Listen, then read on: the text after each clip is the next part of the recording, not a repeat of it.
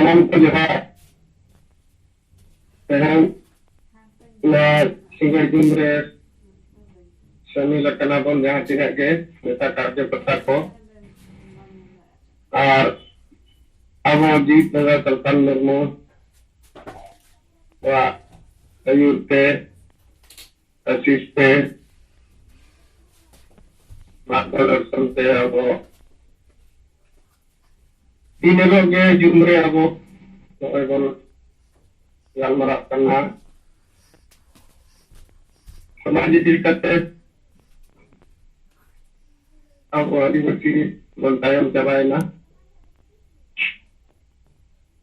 अब भारत दिसम रे धरती रे अब तो मनवा कते होगे गोटा जगन नेल रे आदिवासी दो नित दबी अब तो उसरा चकला बोल चकला बोल रे चकला बोल नवाद्रो जतो हमने को बढ़ाया गया आदिवासी को बढ़ाया गया जतो के वेंकन निदबी के नौकना तो पहले अब आदिवासी समाज चला रहे अब दिसम के सल्खान मुर्मू आयुर थे के एक प्रयास एक कोशिश जारी होए अब बोल दोहरा का और अभी नवा नवा जिनिस अब नोडे खन मन चेदोग कना अब समाज रे अभियान समर्थन मेना जतो के आदिवासी लगन को कमी कना अपन भाषा लगेन अपन धर्म लगेन अपन लाय लाक्चर लगेन अपन और पढ़ा को लगेन एंते होगे आदिवासी समाज तो नेले नवा तो बुझु सके दिन बुझु सके चला कना सामाजिक रूप से हो और राजनीतिक रूप से हो और अब जहाँ आदिवासी भाषा संस्कृति परंपरा जहाँ अनुवाद बैठे लोग कारण बाकी जहाँ समाज रे चला बंगाली बिहारी नुकु को मेना भाषा संस्कृति परंपरा नुकु सरकारी चलुआ आलो लगातार उनको प्रभाव अब शिक्षा माध्यम से और पढ़ाव माध्यम से हुए टीवी रेडियो माध्यम से हुए अड़ी लेकाना माने नितो दो प्रचार प्रसार चला कना ओना अब ठेन ओना आदिवासी समाज ठेन ओना अड़ी प्रभाव चला kan कारण ते अब बैसे आदिवासी को उनते बोल और कना बोल और अब जुदी भाषा संस्कृति परंपरा बाबुन तिंगु केटे जा एनखान बाकी भाषा संस्कृति का चला कना नवा बोल अब कना और ओना कारण ते हो अब नितो आदिवासी समाज बुझु कना बन मेंते हम आपको बुझे दाड़े कना कारण दो बाकी तला अब जीवित तहन रिया बन बुझे कि आज नोय दो ठीक के बिना कोना अदो अब नोय जो नौका जो मानसिकता आदिवासी समाज रे बना रखा कन रिया कारण दो अब नोय तिबे दिन होइना जहां कमी दिना बना मजीबन बदल का तुगल पंचावा जो मजी जहां बन मेनिया नवा विषय के जुदी अब बन रिसर्च आदिवासी अब संतान समाज रे मजी मेनते खंदो ने तो बोला कना माने नौका बेटी उइहर मेना समाज रे मजी दो बेटी अब जहां का भारत दिसम रे राष्ट्रपति नई नितुम रे केस हमाय हुई दारे नई नितुम रे कोर्ट रे जहां विचार हमाय हुई दारे माने नई दो जतो लकना माने दिसम रे एक नंबर नागरिक कना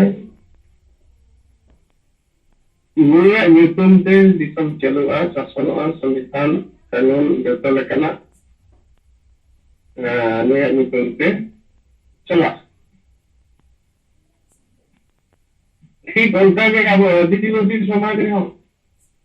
माझी तो मिट्टी उनका ना मिट्टी ठाव करना, उनका ना मिट्टी पद करना और उनका ना मान्यता करना, तो उनका अब आदिवासी समाज रे मेना उन्हें गुरु रे हो,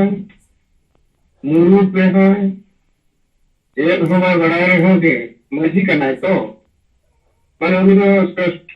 जब तो फोन माने उन्हें विरोध रे वाल अलिगे माने तो रोड़ा तक खाने am pasin काम लंदन ᱧᱟᱢᱟ ᱟᱫᱚ ᱱᱚᱣᱟ ᱫᱚ ᱥᱚᱢᱟᱡᱽ ᱨᱮ ᱢᱤᱫᱴᱤᱡ ᱢᱟन्यता ᱢᱮᱱᱟᱜᱼᱟ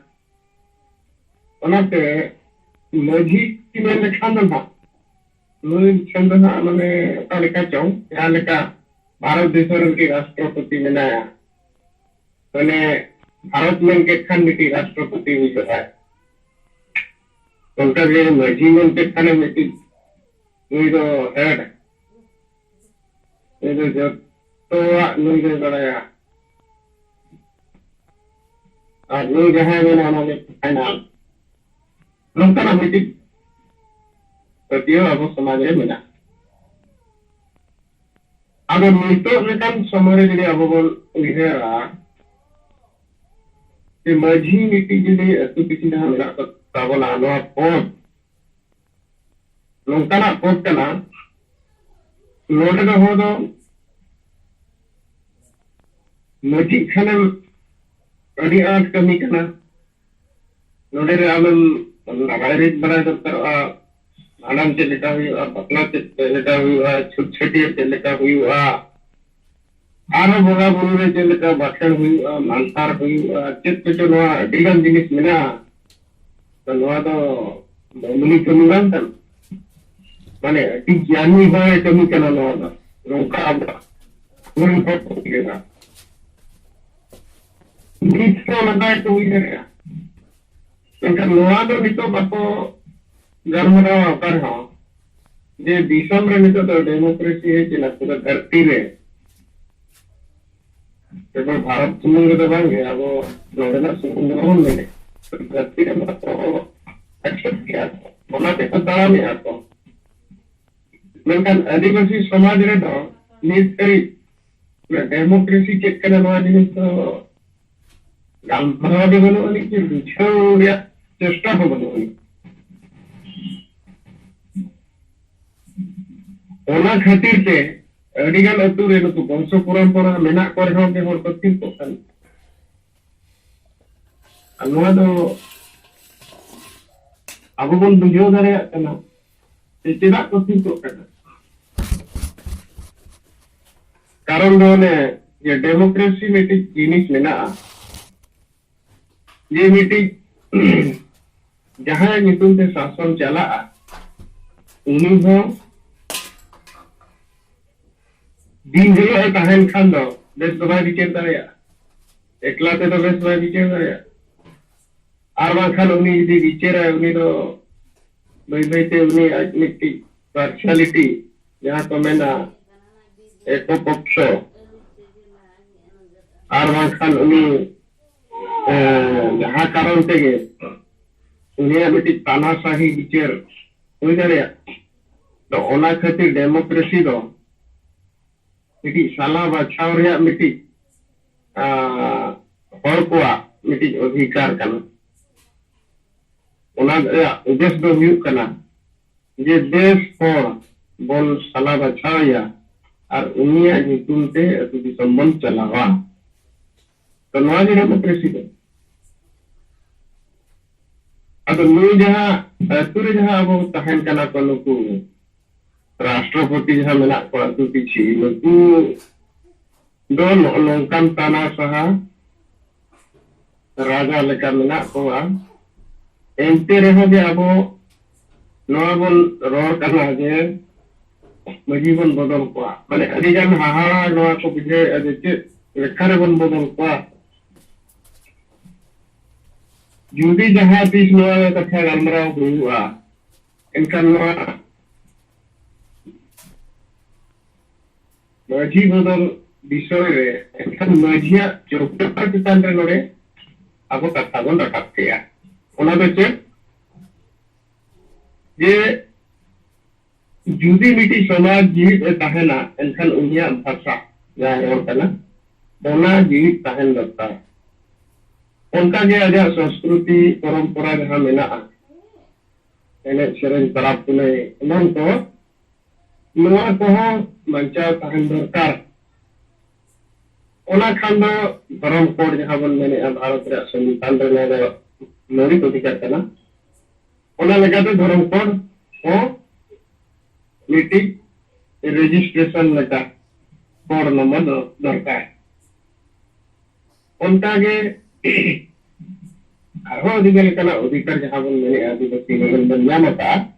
ओना को बांचा तहन दरकार अद नोआ जिनिस दो जेहेतु नोडे डेमोक्रेसी बन तुरे एनखान नोआ दो बाको गलमरावा बाको अजोमा बांसना को नोकना गलमराव एनखान ते चिगा कना मीटिंग एतु सरा सगै बनु कारण दो लोनो आगे जे भाषा तो नोआ अतुरिन को रोड कना हाना अतुरिन जो को रोड कना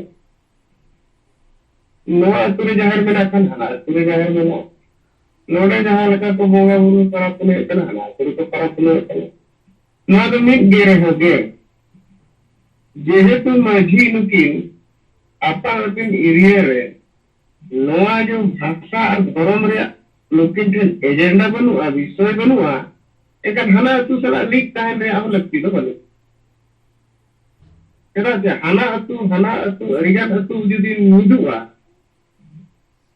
चेतन मिदुआ ओला दो भाषा तन मिदुआ माने अबो मिद गिवर रचना भारत दिसम रे संताली भाषा अबो जतो अतु लागो मिद यानिटिक परिवार कना बन मीटिंग समाज कना तो ओला उइहर ओडे बाय बेना रकब कना एनखान चेक खतिरम नसा चेक खतिरम जुमिद रे होतो लगती बनु एनखान नो अब जहां तीन भूर समाज रे नवा हासा भाषा जाति धर्म एजेंडा मजी परगना व्यवस्था रे बाय स्थापित उन भूर जुमिद रे लगती नवा समाज दो बाय बुझो दारेया भाषा भाषा जाति धर्म दो समाज कना नित तरीक आदिवासी समाज जहां को मेना बना नोडे नोआ दो मिट्टी नोआ के समाज कना नोआ बंचा कना वो समाज बंचावा नोआ रिया गालमरा बुझो अतु तोलारे वाजी कना ओना खातिर ते सांगे हो नोआ चितान रे बाको विचारे एनखान मजी जुदी मिनो तहन कना अतु रे आबो जहां कथा नितो धरी कोन मेन अगुई अजे मजी दो मिट्टी तीन भांडान रे चेक लगती है बापला रे चेक लगती है आर जहां बेटा छेटियल बंगा बुरु मानतार जानतार चेक को लगती है नोआ बड़ा दरकार जहां मेना कना मेनखान नोआ खन बिस्ती दो नोआ बड़ा दरकार कना ये मिट्टी नोआ भाषा जुदी ते जरा भाषा बाई हुआ एनखान ओकारे नोआ भाषा पाइवन छवा एनखान के परंपरा बाई छवा एनखान अब उन चबा परब पुने जतन कना चबा जाहिर गाह चबा मजी कोट को चबा एनखान नोआ जिनिस दो मजी बचपन रे जुदी अब बन बदल हुआ एनखान नोआ जिनिस ओडे हिदियो ये उनकान मजी बन बचपनिया जहां के नोआ को बुझो दारिया मा संविधानिक व्यवस्था कथा बुझो दारिया मा और अब जुनी दो रे लगती कथा है बुझो दारिया एनखान उनी दो जरूर नोआ नितोगा जहां कला कना वाडान बकला छेटे जहां समाज कमी दो नोआ तो तायम कथा कना एनखान एक नंबर कथा दो हसा मता जेती परम कना एखान ओना चितन रे उनी कमी खाने तायम जोतो मझिया मिट्टी निधन मिदुआ जितांगे आबो नोआ डेमोक्रेसी रे जुनी दो लगतिया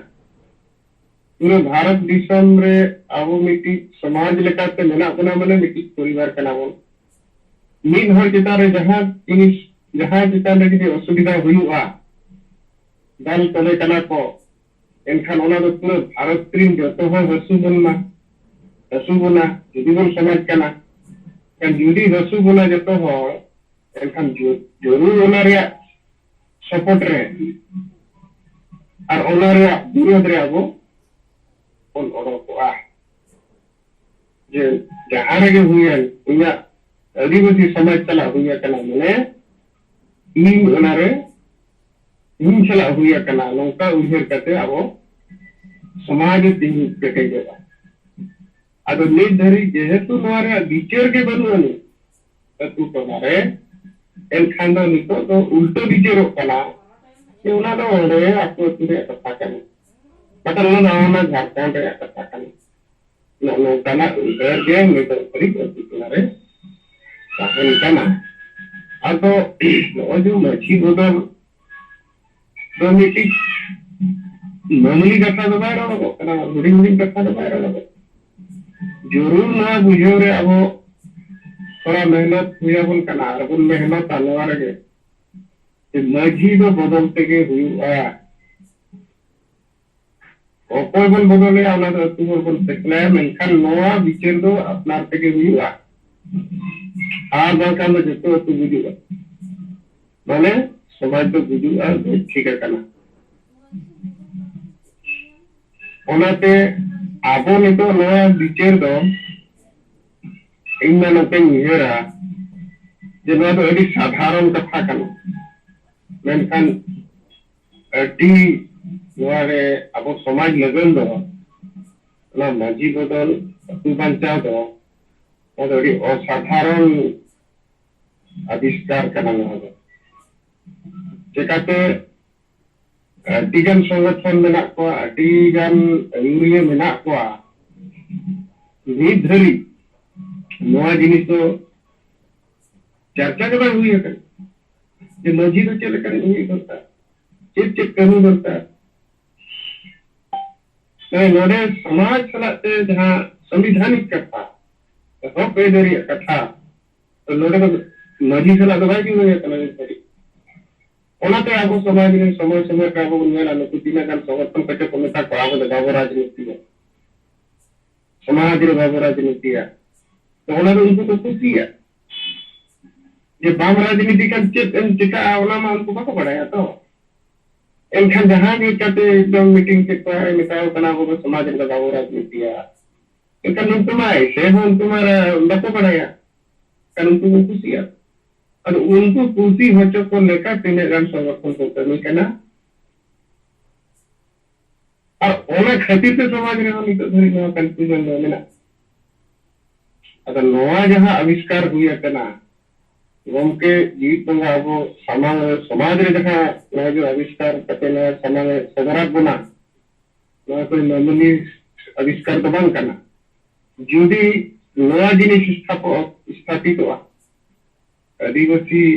केवल भारत रे सुमन कथा दबाव करना पूरा धरती रे कथा करना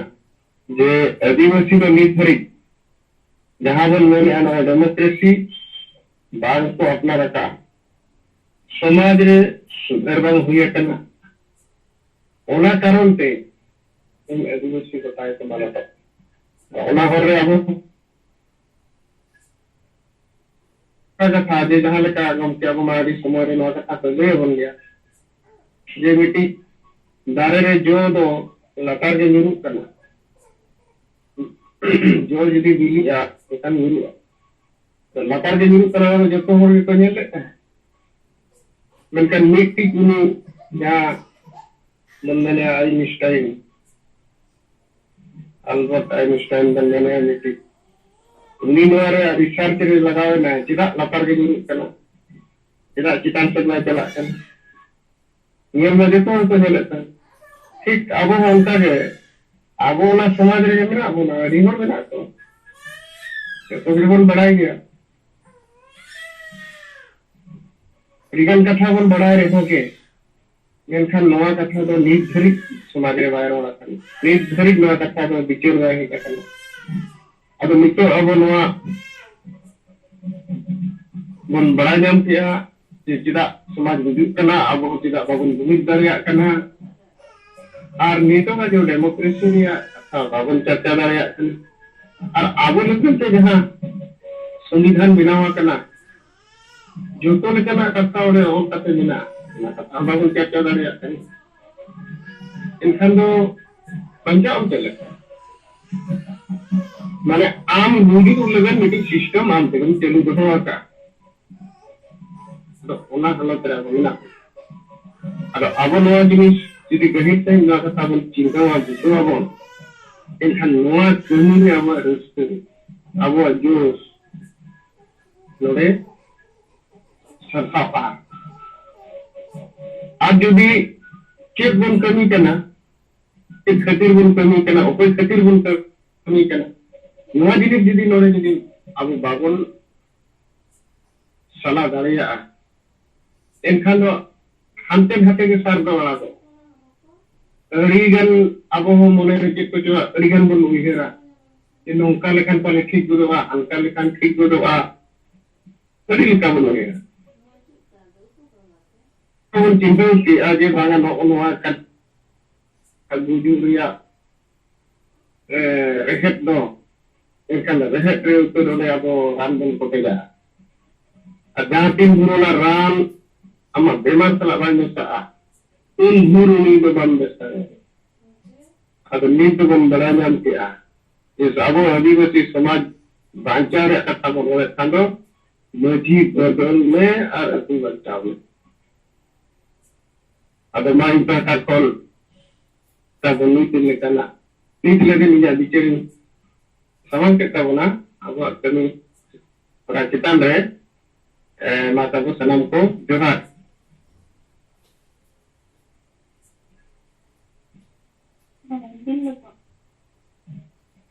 नरेंद्र हेम्ब्रम गंके अबु तलारे मजीबो बदल को अतुबो बंचावा आनी जानवा रहेत पे अबु को साफ दाड़े का नो रहेत रगे जिबे अबु को बदला बिचेर कते एकला काडी मांग परिवर्तन दाड़े kan जे अबु को नाम दाड़े आ नो कमी गे छुटो हिना बना ओना अबु तार अडी गहित ते साफ रकाब किया ओना लगी ते अडी गुणमन सरहाव और जोहार ठीक उनका के मा बक्की अबुरन सिंगल लीडर को नुआ चितारे अपन अपना बिचेर लई ताबन पे आर गो आदुम बेस्ट नबो हुए चोया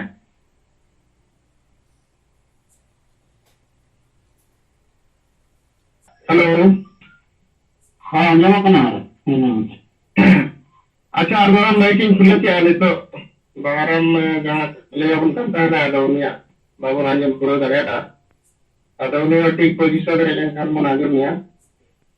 अदो मिट्टी कथा तेन मिटन ना बन ले सेटल या जे मिटन कोन इंटन है जना अदो उनी नवा के अरदास सिंह kan tahan जे नो जो बंगाल रे मिट्टी वीडियो सोशल मीडिया में वायरल करना ये तीना गान को तिरले बया को वियोपन को गुरु गमके अपमान लेकिन वीडियो को बनाव करते नंदो ना फोटो मोह चितान को एने सेरेंग रस्ते उनका वीडियो अली वायरल करना अदो उनका के अदो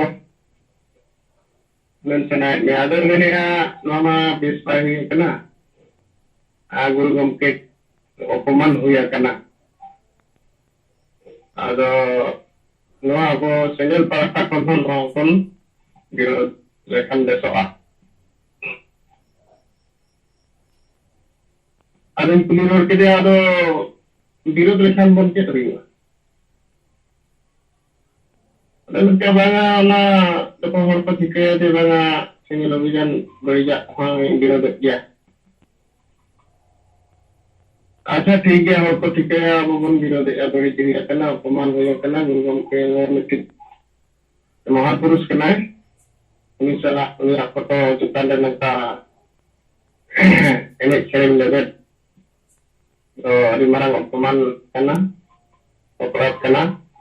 तो ठीक है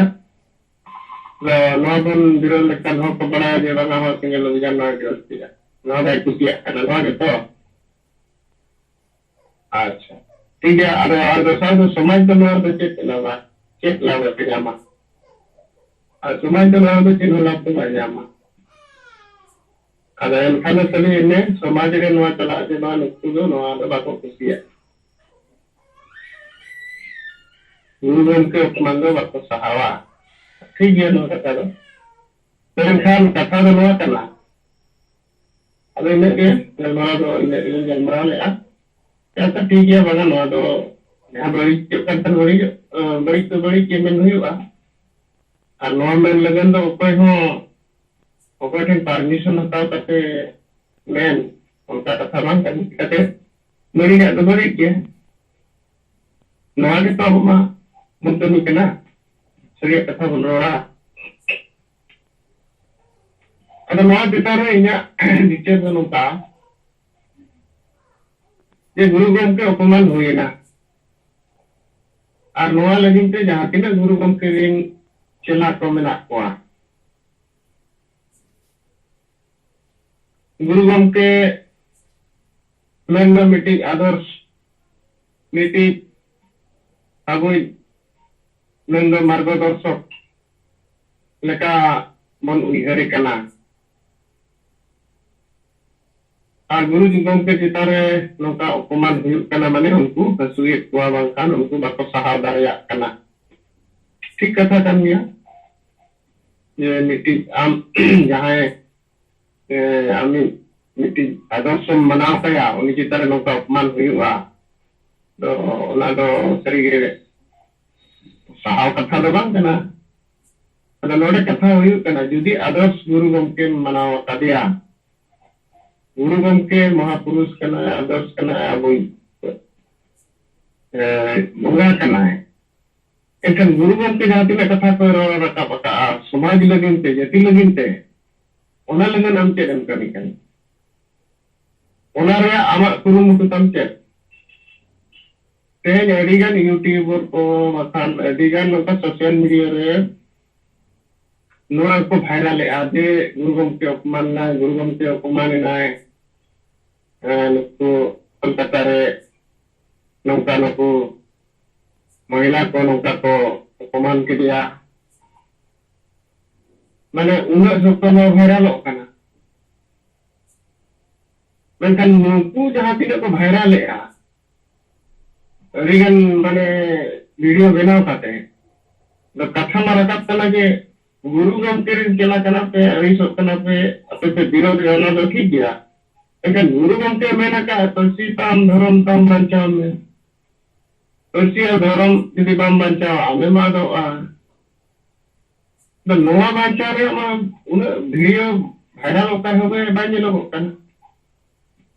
यदि गुरु गमके रे सच्चा चला कनाम सच्चा यदि हम गुरु गमके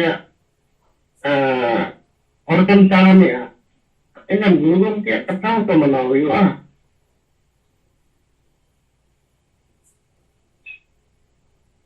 परसी चेक लेकाते बांचावा धर्म चेक लेकाते बांचावा ओना रे वीडियो तो बनाव दरकारोआ राजभाषा बांग हुयुक कना तिरा बांग हुयुक कना ओना रे तो वीडियो में बनाव हुयुक गया ते खाली ओना को अपमान के आइने सुमुंग के बनाव हुयुआ इने सुमुंग ओना मा बन विरोध किया बोल मेनखान गुरु गमके यदि जहां कथा को मेना का ओना कथा यदि बाबन प्रचार प्रसार एनखान ओका लेकना ये गुरु गमके चला तो मीट पक्ष यदि बन गेला अपमान हुई ना ठीक ओना कथा बन गेला दोसरा पक्ष बन गेला ने गुरु गमके जहां कथा रो तो तावना चितारे चेक करनी हुई कना तो नी थोड़ी जे तो ऊपर संगठन होचे ऊपर माने सोशल मीडिया रे बाबन गेला का झारखंड राजभाषा लगती कना धर्म हो बंचाव में तुम्हें ना बंचाव में का धर्म और लड़न हो तो बतो लड़ाई के नाम तम के सिंगल अभियान जीवन लड़ाई कर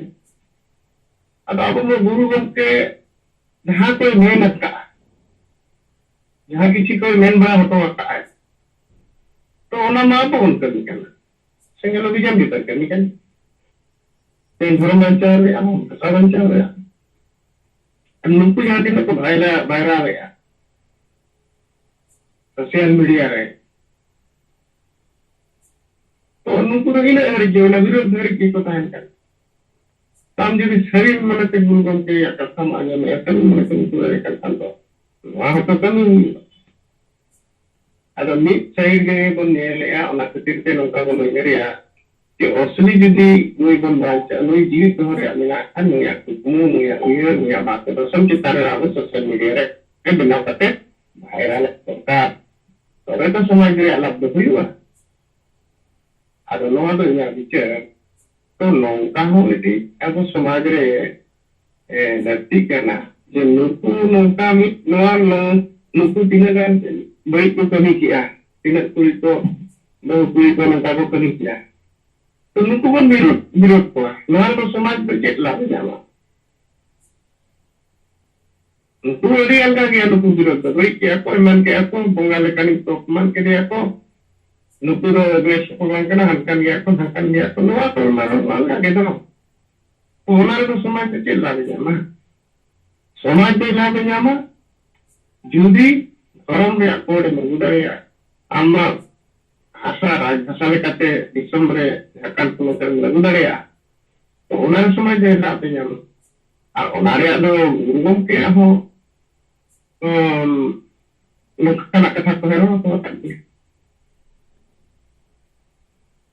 ठीक है मां नॉय जो नहीं तो viral video kita ringan dikit kan udah salam ya नॉय जो रियल क्या दे आपे kata apa pikir itu dokter je समाज में लागू आ माने अब जो तो हुआ माने न्यू आ तो उनका ना कथा चितन रे अब बिस्ती माने उनका ना कथा रे माने कॉम्प्रोमाइज तो नहीं किया ठीक है ना माने सब या कथा ना जो viral video tertarik dengan baik ya teman-teman, maka salam tujuan. Hari sarhau bahwa taro Gubernur Hamrogong ke Ulisa penut Presiden Senggel Abu Talare आज भी वीडियो वायरल लखना पंडित रघुनाथ मुर्मू चितार तिंगु कते सौनिया फोटो चितार तिंगु कते एने को सदर का बंगाल पेन कोलकाता नगर रे मामोरे लसाहते या को एने सदर का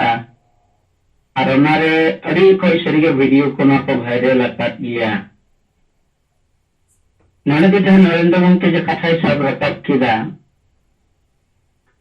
जो आम पंडित रघुनाथ मुर्मू चितार हुई कंठा पंडित रघुनाथ मुर्मू आदर्श आम नोट चितार आम उइहरिया और जहाँ वीडियो बिना करना मेंखान उनिया आदर्श रे कथा दो उन्हें एक कथा बांग साब रखा बकाना इत पंडित रघुनाथ मुर्मू चिदा इन कुसिया चित खतित इन कुसिया उन्हें मार्गदर्शन चिदा इन कुसिया उन्हें चिता दे उन्हें बैठा बांग करते उन्हें वीडियो चिता दे किसी को बैठा वका जिद उन्हें मार्गदर्शन चिता दे जिदी को बैठा किया और उना कथा जो तीन जनता तले को साब रखा किया लेकिन बेस में बुझे को लेकिन उना चितारे मैक्सिमम वीडियो के उन्हें और चिके आविष्कार करना है अब संताली लिपि जो का बनाव का तब उन्होंने ने टुकु को लिया कोई उना दो पढ़ाओ का मिनट उना सांसाते और मिनट तमा रोड मिनट तमा धरो मिनट ता आम हम नाम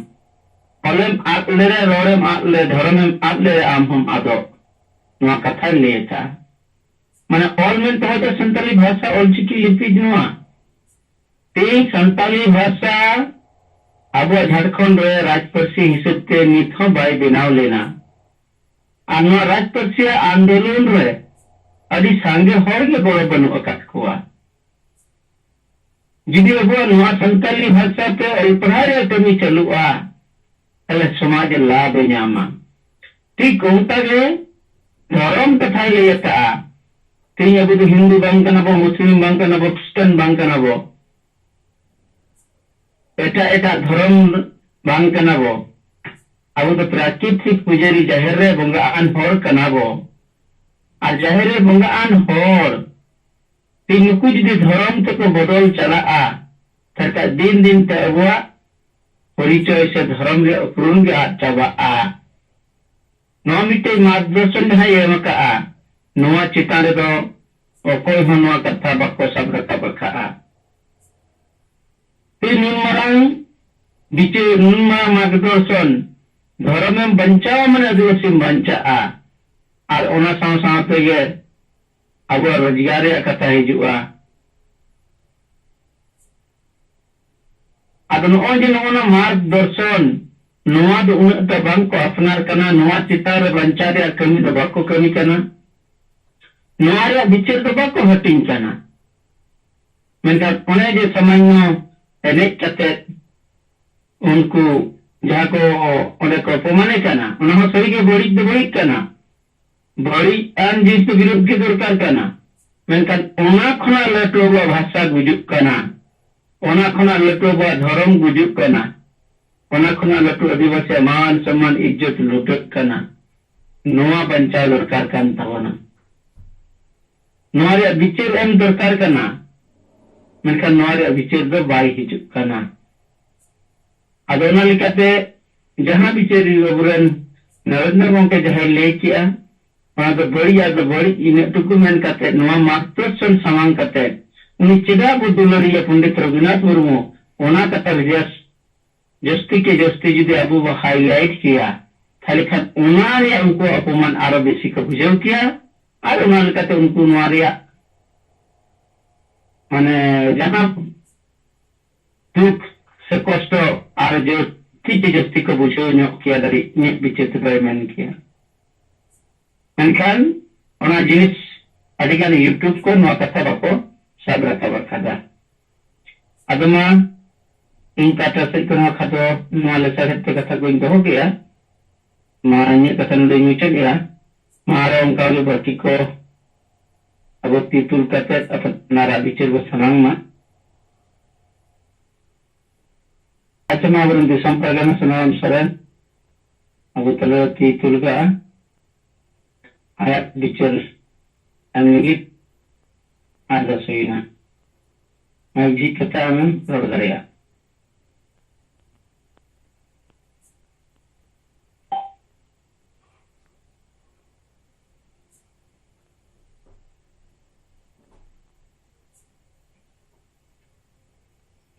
तो जोहार अंजमों का ना, आदि बेस अंजमों का ना. तो कहीं ना नोआ सिंगर जुमरे सेलेराकान सनाम एआई राजरिन संगेल नेता को और सलाते या हुई पैसे जीत करिए भारत दिसम रे आदिवासी कोई जीत होगा और राजा संगेल परिवार रिन मैडम सलाते ज्योति तिलका आज सनाम जुमरे सेलेदाकान जो तो हो गए इन संगेल दिसोम परगना सुनराम सोरेन पास्ता से कौन संगेल जोहार तेना रिपोर्टिंग लिखाते अब इस गम के नॉय होला अस्पताल खन छुट्टी एन बाद नोआ सुर लगे डेरा ले हटावत का तो तेहन एनांग सेता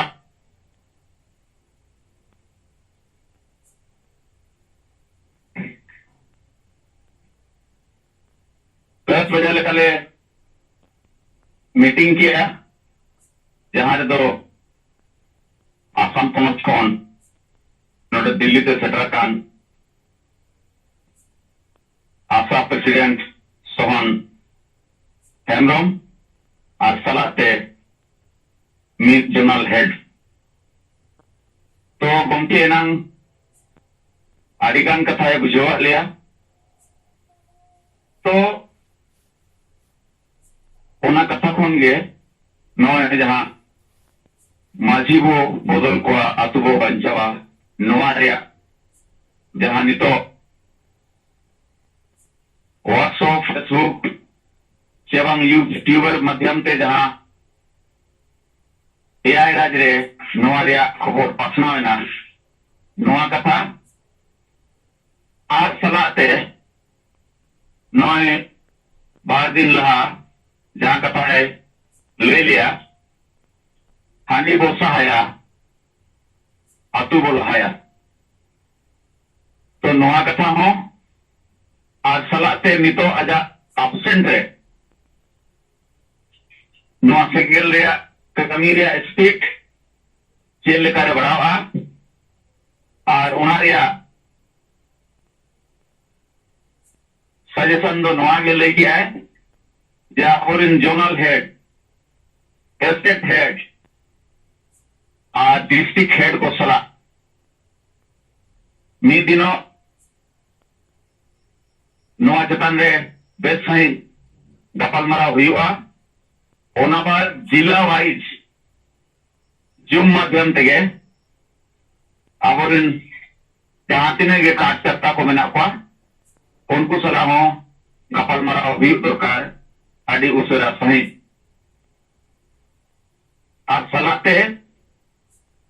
नय बेड रेस्ट से मेनाय रे हो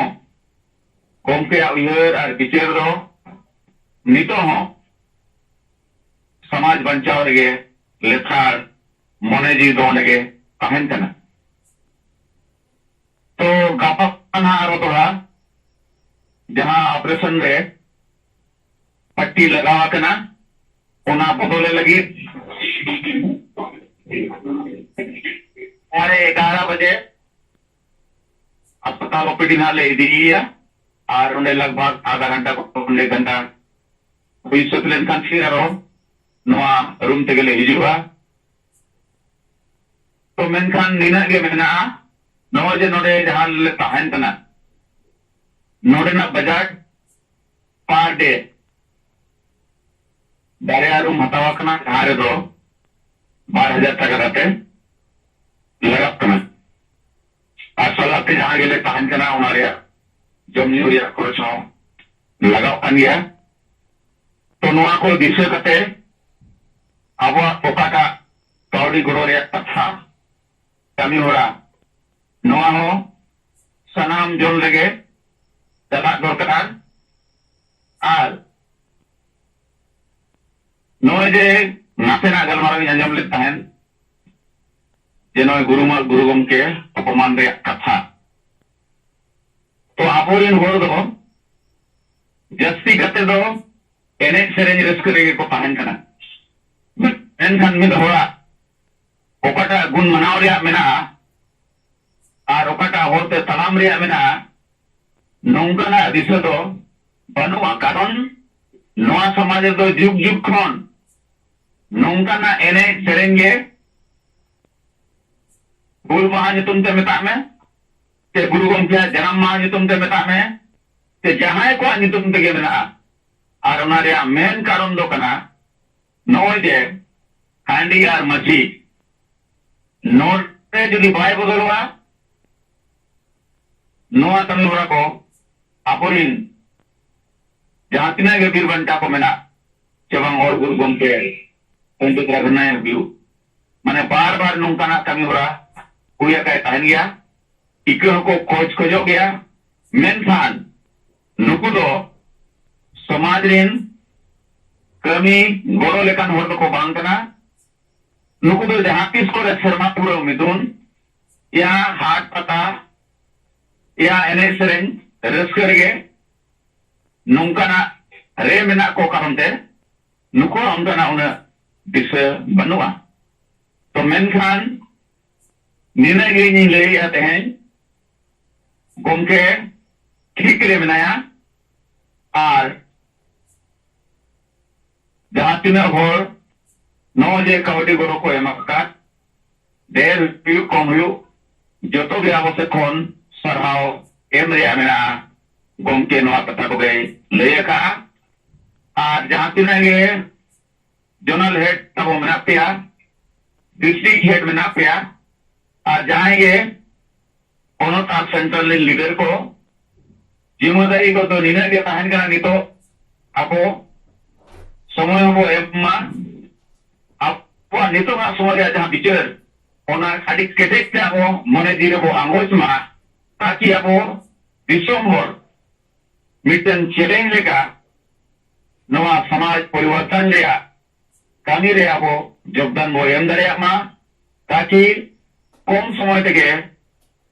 आपो नवा भारत दिसम रे और जुमित रेया कमी होरा आपो बो सक्सेस दाड़े मा ताकि मारंग गुरु हबो बंचाव दाड़े मा सारना कोड हबो बंचाव दाड़े मा और भारत दिसम रे आदिवासी को भाषा भाषा जाति धर्म इज्जत आबादी रोजगार चास हबो बास हबो बंचाव दाड़े मा नवा कमी होरा रे लेता मेना पन गया मेनखान आर हबो लेता नितो कारण अब स्पर्शी जीत करिए जीत मुगा आदि मारंग एटके टोने खन रुआ आसु खन नितो अब तलारे दोहाते जीत कते हेच कना मेनखान नुई जीत तहन रे अब शक्ति आदिवासी जुमित रे शक्ति आर शक्ति दरी बंचाव रे शक्ति अब भारत दिसम रे आदिवासी को एटे बंचाव तके ताहे हुया बना अब मा जोहार आदिवासी बांग मेन कते सनाम को तेना जुम रे तेले तकान और जहाँ तिना गे आसारिन सुचिंतक चाबुई गोमके नवा रुआ सुरे गो एमकात सेंगल दिन आज चाहे नवा भारत दिसम रे जहाँ गे आदिवासी सनाम को इन पर सबसे कोनाडी बन मनाओ सराव और जोहार सुनराम शरण गंके अब दिल्ली खना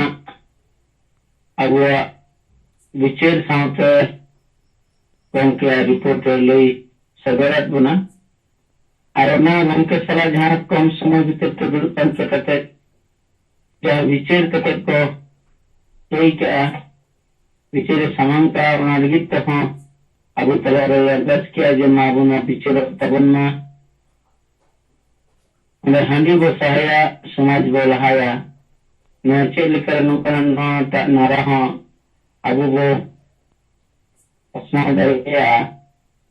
ना आप तलारे बिचर हिजुक मा